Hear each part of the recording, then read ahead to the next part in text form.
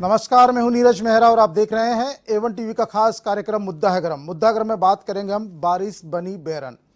राजस्थान में बरसात के कारण कई जिलों में बाढ़ के हालात हो गए हैं। कोटा, बूंदी, झालावाड़, धौलपुर, करौली सहित कई जिलों में कई गांव पानी में डूबे हुए हैं, कई कॉलोनी में पानी भरा हुआ है और वहां पर राहत कार्य भी चल रहे हैं। इन्हीं तमाम बातों पर चर्चा के लिए मेरे साथ कोटा से जुड़ेंगी उपायुक्त कीर्ति राठौड़ जी। कीर्ति राठौड़ जी का स्वागत है। जयपुर से जुड़ रहे हैं डॉक्टर GL शर्मा जी, उपनिदेशक नागरिक सुरक्षा के। GL शर्मा साहब, आपका भी बहुत बहुत स्वागत है। और विमल यादव जी जुड़ रहे हैं जयपुर से हमारे स्टूडियो से। विमल जी, आपका भी बहुत बहुत स्वागत है। शर्मा जी, जिस तरह के हालात हमारे, कुछ मामूली सी बरसात हुई है 2 दिन की, और 2 दिन की बरसात में ही जिस तरह के हालात का सामना करना पड़ रहा है, खासतौर पर हारडोती संभाग में बाढ़ के हालात हो गए। कई दर्जनों गाँव जो है पानी में डूबे हुए हैं और बूंदी में 7 लोगों की मौत भी हो गई है। टोंक की बात करें तो यहाँ भी 6-7 लोगों की मौत हो चुकी है और धौलपुर के दर्जनों गांवों में बाढ़ के हालात है, टापू बन गए हैं। आखिरकार किस तरह का इंतजामात आप लोग कर रहे हैं और क्या आपकी तैयारी है? GL शर्मा जी।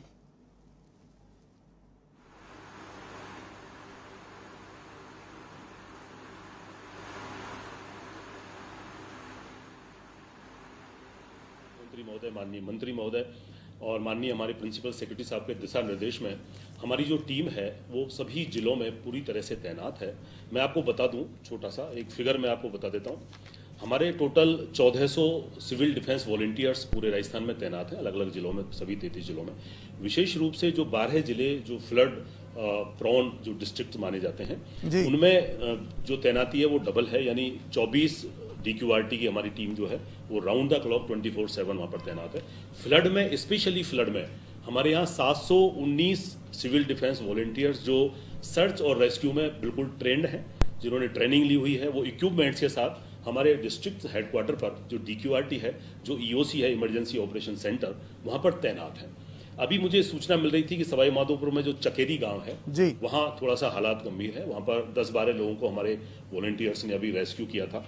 आज मॉर्निंग में फागी में चाकसू के आसपास एक कालका डैम की भी टूटने की खबर आई थी। वहाँ पे भी 22 लोगों को रेस्क्यू किया गया था। देवीपुरा एक कच्ची बस्ती है, वो डूब गई थी और कोशिश कर रहे हैं, बचाव और राहत के जो कार्य हैं वो निरंतर चल रहे हैं। शासन प्रशासन बिल्कुल चुस्त दुरुस्त है, मुस्तैद है, लेकिन चूंकि प्राकृतिक आपदा है तो कुछ इसमें किसी प्रकार की कोई गारंटी नहीं दी जा सकती। लेकिन प्रशासन का पूरा प्रयास है, शासन का पूरा प्रयास है, माननीय मुख्यमंत्री महोदय और माननीय मंत्री महोदय और हमारे प्रिंसिपल सेक्रेटरी साहब के डायरेक्शन के अनुसार हमारा जो विभाग है वो पूरी तरह से मुस्तैदी के साथ काम कर रहा है। शर्मा जी, धौलपुर में कई गांव जो है पानी में डूबे हुए हैं। धौलपुर के बड़े हालात खराब है।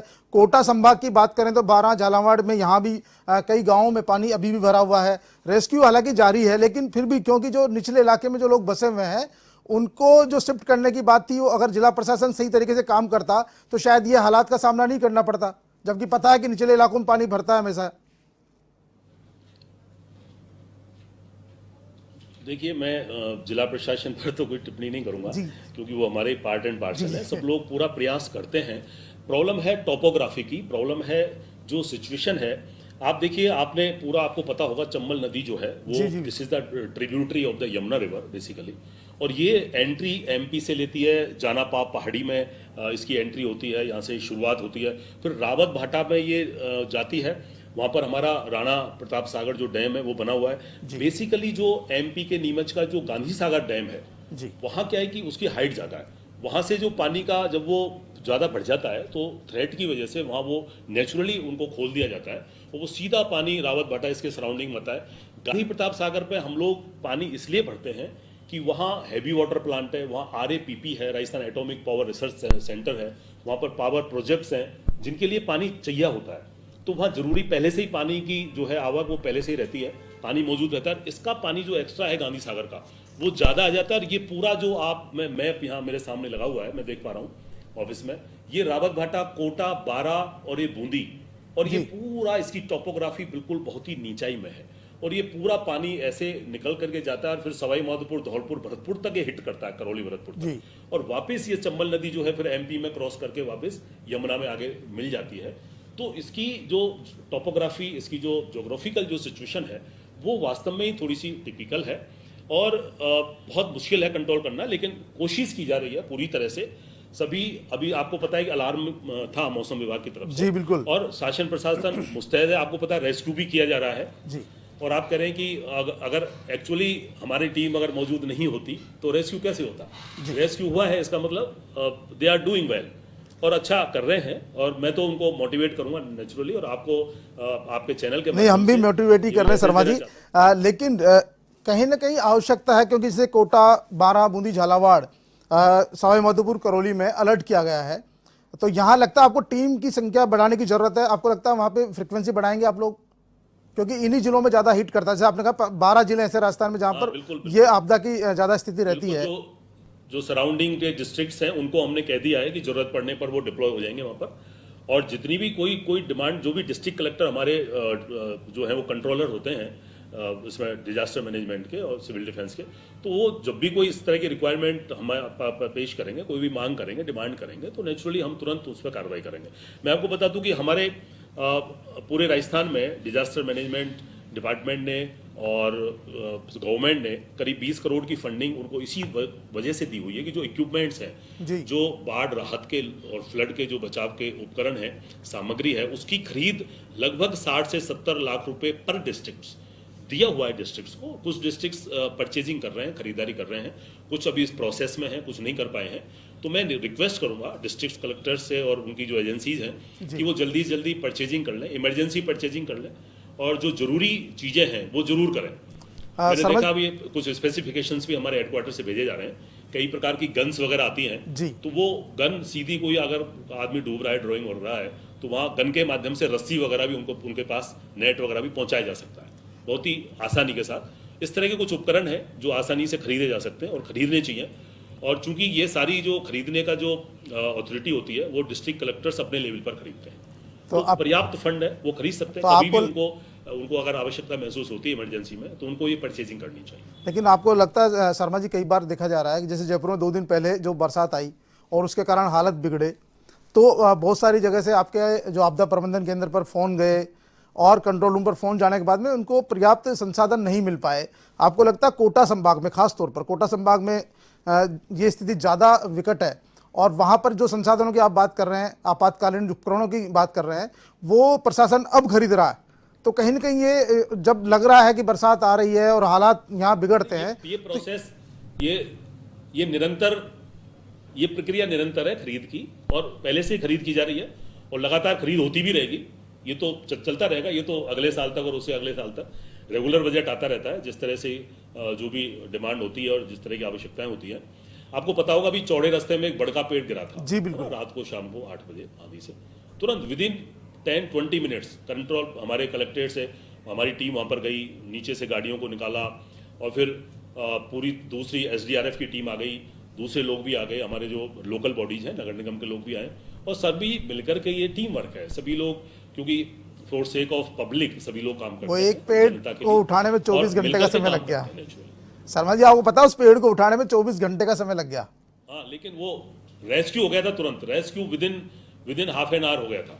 अब वो पेड़ तो चूंकि एक प्लान की वजह से आसानी से उसको रीप्लांट करना था, और उसको पूरी तरह से फिर काट के, जिससे कोई भी यातायात भी अवरुद्ध ना हो, किसी तरह की असुविधा जनता को ना हो, बिल्कुल आसानी से उसको फिर हटा करके और रीप्लांट झालाना डुंगरी में कर दिया गया। शर्मा जी, आज के क्या स्थिति मिली है, क्योंकि आज बरसात कम है, तो आज राहत की बात है थोड़ी? आज के क्या हालात है, आज के ताजा हालात? बिल्कुल टीम ताज़ा हालात जो है, मुझे जो सूचना मैंने आपके साथ शेयर कर दी थी, सवाई माधोपुर में थोड़ा सा थ्रेट है। हमारे फागी, चाकसू, बगरू वाला जो एरिया है जयपुर में, यहाँ पे भी हम लोगों ने पूरा चाक चौबंद कर रखा है पूरी टीम को, और कोटा में, बूंदी में, सवाई माधोपुर में, यहाँ विशेष रूप से ये जो पॉइंट्स हैं, ये डिस्ट्रिक्ट्स जो हैं, वहाँ निश्चित तौर पर ज़्यादा अच्छे से सावधानी और निगरानी रखने की आवश्यकता है, और हमारी टीम को बिल्कुल अलर्ट कर दिया गया है। माननीय मंत्री महोदय भी धौलपुर के विजिट पर हैं, फील्ड में गए हुए हैं, वहाँ भी टीम बिल्कुल मुस्तैदी के साथ तैनात है, और सभी ऑफिसर्स 24/7 जो हैं बिल्कुल एकदम स्टैंड बाई है, पूरी टीम स्टैंड बाई है। चलिए, बहुत बहुत धन्यवाद शर्मा जी, आपने समय दिया और बताया दर्शकों को कि किस तरह से जो आपदा प्रबंधन की टीम है वो कार्यरत है, और देख भी रहे हैं वाकई में आपदा प्रबंधन की टीम जो है एक्टिव भी है और लोगों को राहत देने का काम भी कर रही है। आप हमसे जुड़े, आपको बहुत बात करते हैं, हम सीधे चलते हैं कीर्ति राठौड़ जी के पास, उपायुक्त है नगर निगम कोटा की। कीर्ति जी, क्या आप मेरे को सुन पा रही है? कीर्ति जी, आज बरसात नहीं आई है, आज किस तरह के हालात है कोटा में, क्या लग रहा है, थोड़ी राहत आज के दिन?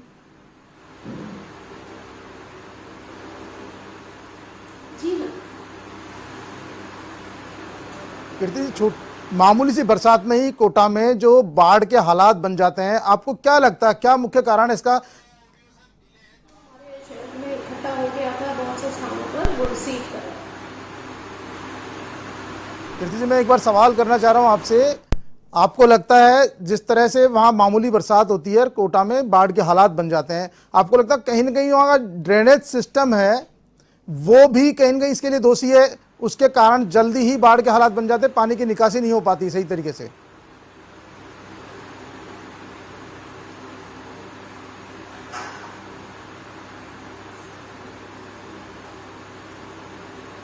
ऐसा ड्रेन्स जो यहाँ पर है कोटा में, 3 तरह के ड्रेन्स हैं। एक तो बहुत बड़े ड्रेन्स हैं जो जिनका की नेटवर्क है पूरा, और वो उनका फ्लो भी यदि हम लोग टाइमली क्लीन करा देते हैं तो बाढ़ के हालात नहीं बन पाते हैं। और दूसरी जो ड्रेन्स आती हैं वो छोटी सेकंड कैटेगरी की ड्रेन्स हैं, तो वो वाली भी हम लोग टाइमली क्लीन कराते हैं। तो इस बार जो आप देख रहे हैं कि इतनी बारिश होने के बाद भी पानी जो है वो इकट्ठा नहीं हुआ है किसी स्थान पर और लगातार बढ़ा है। वो इसी कारण से हुआ है क्योंकि नालों की जो सफाई है वो बिल्कुल समय पर हो गई थी और बहुत अच्छे से हमने इसका 3 स्टेजेस पे प्लान करके ही काम किया। तो इसका नतीजा ये निकला कि जो लगातार बारिश हुई है उसके बावजूद यहाँ पर किसी प्रकार की जनहानि नहीं हुई है। जहाँ पर आप बाढ़ के हालात की बात करते हैं तो जहाँ पानी इकट्ठा हो गया वो लो लाइंग एरियाज हैं, ऐसी बस्तियां हैं जो कि निचले और तालाब वाले क्षेत्र में भरी हुई है। जैसा कि अनंतपुरा क्षेत्र की बात यदि मैं करती हूँ तो वो फॉरेस्ट एरिया होकर के तालाब का क्षेत्र था। उस एरिया में पानी भरना स्वाभाविक है क्योंकि वो नेचुरल फ्लो है, वो वहाँ पानी इकट्ठा होना स्वाभाविक है। अदरवाइज कहीं ऐसा स्थान नहीं आया है जहाँ पे पानी इकट्ठा हो गया हो और इसके कारण लोगों को प्रॉब्लम आ रही हो। जहाँ तक कि बचाव कार्य की बात है तो बचाव हमारे यहाँ जो टीम्स लगी हुई हैं, निगम की टीम्स हैं, जिला प्रशासन की जो टीम्स हैं, सिविल डिफेंस की टीम्स हैं, उन्होंने बहुत मुस्तैदी से काम किया। कहीं पर कोई भी प्रॉब्लम नहीं आई और रात भर हम लोग 2-3 रातें हो गई लगातार काम किया है और ऐसी कोई अनटूवर्ड इंसिडेंट की खबर कहीं से भी नहीं है। कीर्ति जी, आपको लगता है निचले इलाकों में बसे हुए लोग हैं उनको सुरक्षित स्थानों पर पहुंचाने की पहले से व्यवस्था नहीं की गई, अब की जा रही है? जी, क्योंकि आपने सुना, कीर्ति राठौड़ जी भी कह रही हैं हमारी पूरी इंतजामात है, और जीएल शर्मा जी ने भी जैसा कहा कि पूरे प्रदेश में जो आपदा प्रबंधन की टीमें काम कर रही है, रेस्क्यू लगता है कहीं ना कहीं काम कर रही है, लेकिन जैसा कि होता यही है कि बाढ़ आने के बाद ही सारे काम शुरू होते हैं। उन्होंने कहा उपकरण खरीदे जा रहे हैं, अब खरीदे जा रहे हैं जब बाढ़ आ चुकी है। लेकिन नीरज जी, ऐसा है कि जैसे ही बरसात का मौसम आता है, माननीय मुख्यमंत्री जी एक बैठक बुलाते हैं और उसमें इनकी समीक्षा भी करते हैं और उसी समय अलर्ट कर देते हैं। आपदा प्रबंधन जो है उनको कुछ फंड भी उन्होंने जारी कर दिया था।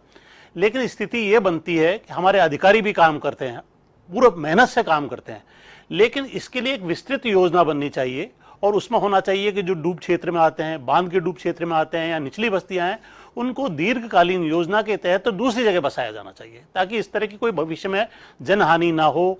उन लोगों को क्या है, बरसात का कोई पता नहीं रहता, जब अकाल पड़ता है तो अकाल पड़ता है और बरसात होती है तो खूब बरसात होती है, और बरसात होने का वो चिन्हित स्थान होते हैं कि यहाँ पानी भरेगा या नहीं भरेगा। तो जो पानी भरता है उसकी व्यवस्था एक दीर्घकालीन योजना की तरह, चाहे वो नगर निगम हो, चाहे वो वहां पर कोई भी जो भी प्रशासन काम करता है, उनको करना चाहिए। तालमेल का अभाव है इन विभागों में, जिसके कारण कोई दीर्घकालीन योजना नहीं बन पाती है। जब ऐसा कुछ होता है, बरसात आती है, बाढ़ के हालात बनते हैं, तब विभाग जागते हैं, फिर अपना अपना काम शुरू कर देते हैं। देखिए, सरकार कोई सी भी हो, लेकिन इस पर काम वास्तव में नहीं हो पाता है ढंग से। इस पर अगर काम हो तो ये स्थितियां नहीं बने, क्योंकि हम मानते हैं कि जैसे कोटा है, बारा है, बूंदी है, इस इलाके के अंदर बरसात अधिक संख्या में होती है, अधिक ज़्यादातर होती है, और इस स्थिति से बचने के लिए निश्चित जो ये हमारा जो ये अपना जो विभाग होता है, आपदा प्रबंधक होता है, या जो वहाँ पे नागरिक सुरक्षा होती है, इस तरह की जो होती है, इनकी आपस में एक बैठक बना के पहले से अलर्ट करना चाहिए।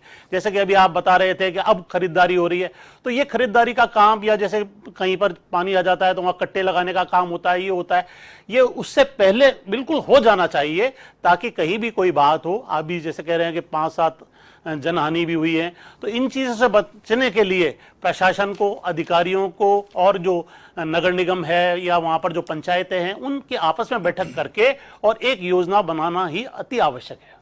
देखिए, आप जानते हैं कि जिस तरह से बूंदी जिले में एक ही परिवार के 7 लोग, क्योंकि वर्षा जनित दीवार गिरती है, दीवार के मलबे में दबने से 7 लोग की मौत हो जाती है। निवाई में आपने सुना ही होगा, एक शव को लेकर जा रहे थे, पति और उसका बेटा दोनों एक्सपायर हो जाते हैं। एक जो है वृद्धा दादी और 2 पोतियों की नदी में बहने से मौत हो जाती है। तो वर्षा जनित हादसे लगातार पूरे प्रदेश में हो रहे हैं, ऐसी बात नहीं है। हालांकि उसके लिए किसी सरकार को दोषी नहीं ठहराया जा सकता, लेकिन कहीं ना कहीं लगता है कि जो खामियां सरकारी स्तर पे होती है उन पर भी जो है कार्रवाई की जरूरत है। मैं पहले बात करना चाहूँगा कीर्ति राठौड़ जी से। कीर्ति जी, आपको लगता है निगम के द्वारा जो तैयारी की जाती है, जिला प्रशासन से और अन्य विभागों से कई बार तालमेल नहीं हो पाता है, उसके कारण भी आप लोगों को परेशानी का सामना करना पड़ता है?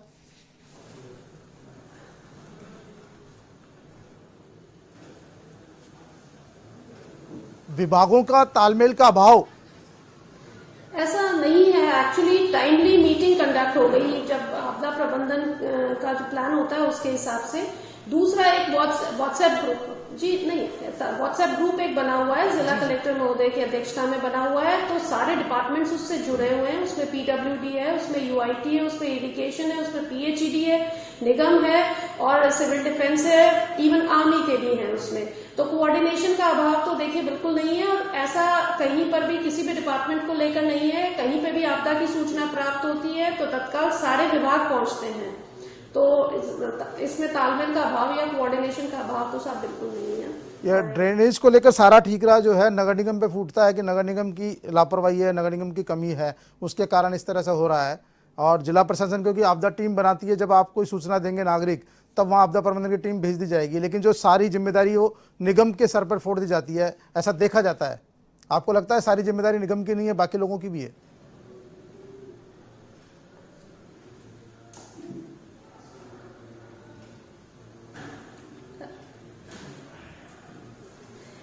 निगम की अहम जिम्मेदारी है। जो अर्बन सेक्टर है उसमें नगर निगम का बहुत बड़ा रोल रहता है, और विशेष रूप से यदि हम ड्रेन्स की बात करें तो ड्रेन्स का जो जिम्मा है वो निगम का ही है। तो इसको लेकर के निगम की जो प्लानिंग है वो बहुत महत्वपूर्ण होती है, और हमने उसी प्लानिंग के तहत काम किया इस बार, और उसका जो नतीजा निकला है वो बहुत अच्छे से निकला है कि कहीं पर भी पानी इकट्ठा नहीं हो पाया है और तुरंत उसको ड्रेन हो गया है। सारी नालियां हमारी टाइमली साफ हो चुके थे, बड़े नाले हमारे बहुत अच्छे से साफ हो चुके थे और कहीं कोई समस्या नहीं आई। और जहां तक कि ठीकरा फोड़ने की बात है तो इसमें ऐसा हम कोशिश हमारी सबकी यही रहती है कि ऐसी नौबत ही ना आए, सभी मिलकर तालमेल से काम करें और कर भी रहे हैं, और स्थिति इसीलिए आज की तारीख में कंट्रोल में है। चलिए कीर्ति राठौड़ जी, आपका बहुत बहुत धन्यवाद। आप जुड़े, आपने अपनी बात रखी, और उम्मीद करते हैं कि आप और आपका विभाग इसी तरह से लोगों को राहत देने का काम करेगा। विमल जी, आपने सुना कीर्ति जी कह रही थी कि नहीं विभागों में तालमेल होता है और काम करते हैं, लेकिन आपने देखा कि ज़्यादातर जो मामले हैं उसमें विभागों में तालमेल नहीं होता है, देखा भी जाता है। प्रैक्टिकल चीज़ की बात करें तो वाकई में विभागों में तालमेल नहीं होता है, जिसके कारण ये ज़्यादातर इस तरह की समस्याओं का सामना करना पड़ता है। निश्चित रूप से शहरों के अंदर नगर निगम है, इनका महत्वपूर्ण भूमिका होती है। जैसे नाली साफ होना, हम एक योजना बनाते हैं कि थैली का प्रयोग नहीं करेंगे, आज तक कंट्रोल नहीं हो पाई है, वो नालियों में रुकती हैं और भराव होता है, पानी का भराव होता है, शहरों के अंदर बहुत ज़्यादा होता है।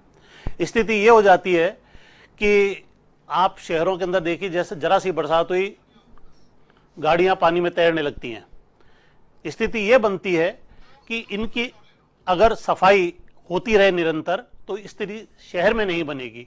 दूसरा मैं ये कहता हूं कि राजस्थान सरकार निश्चित रूप से बढ़िया काम कर रही है, अधिकारी बढ़िया काम कर रहे हैं। हमारे कई मंत्री हैं जो जहां पर ये इस तरह की वारदात हो रही है वहां पहुंच रहे हैं, वहां लोगों की सहायता करवा रहे हैं, प्रशासन को साथ ले गए हैं।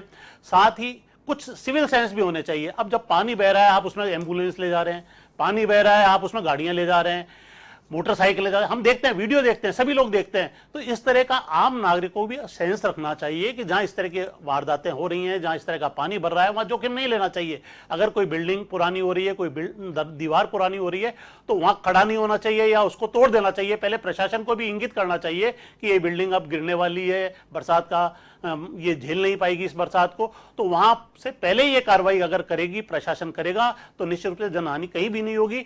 और अधिकारियों के साथ मैं फिर एक बार कह रहा हूं, अधिकारियों को मैंने देखा है रात रात भर काम कर रहे हैं। मुख्यमंत्री जी मॉनिटरिंग कर रहे हैं, मंत्री उस इलाके में जा रहे हैं, सभी लोग अच्छा काम कर रहे हैं, लेकिन इसके लिए एक विस्तृत योजना बनाने की बहुत आवश्यकता है। बिल्कुल आपने सही कहा, क्योंकि आज भी प्रमोद जैन भाया खुद बारां जिले में है। बारां जिले के प्रभारी मंत्री टीकाराम जूली भी वहां इलाके का दौरा कर रहे हैं। और जो कोटा में बात करें तो लालचंद कटारिया कोटा में है, प्रभारी मंत्री हैं। तो तमाम लोग जा भी रहे हैं, लेकिन देखिए जो आपने कहा दीर्घकालीन योजनाओं का अभाव है, उसी के कारण इस तरह की परिस्थितियां आती है। आप तो खुद जयपुर के रहने वाले हैं, जयपुर में आपने लंबे समय से राजनीति कर रहे हैं, आपको पता है यहाँ जब भी बरसात होती है, हालांकि 2-3 घंटे में यहाँ पानी जो है सड़कों से साफ भी हो जाता है, लेकिन वो 2-3 घंटे ही बहुत भयावह होते हैं। आप जानते हैं परकोटा इलाके में कई कॉलोनियाँ ऐसी है जहाँ 4 से 5 फीट तक पानी भर जाता है, लाखों करोड़ों का माल जो है दुकानदारों का खराब हो जाता है। तो ऐसे जब पता है कि बरसात में ऐसा होना है, तो फिर क्यों नहीं प्रशासन वहाँ के लिए कोई योजना बनाता है।